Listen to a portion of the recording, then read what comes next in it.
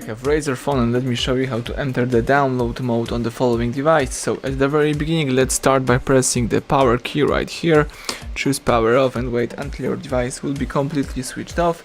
Afterwards, you need to prepare the USB-C cable connected to your PC. Here I have such a cable, and then you need to start holding the volume down. Here I have volume down. Keep holding volume down, and while holding this key, connect your device with your USB-C cable.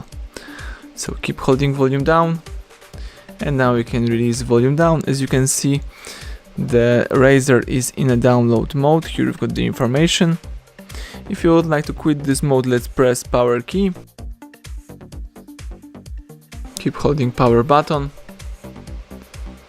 When the device goes black, you can release power key. The phone is restarting. You may also disconnect your device from USB-C cable, and let's wait until the device boots into a normal mode. Now you can press power key to switch back on the device.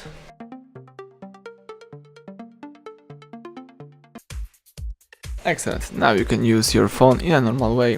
Thank you for watching, please subscribe our channel, leave thumbs up under the video.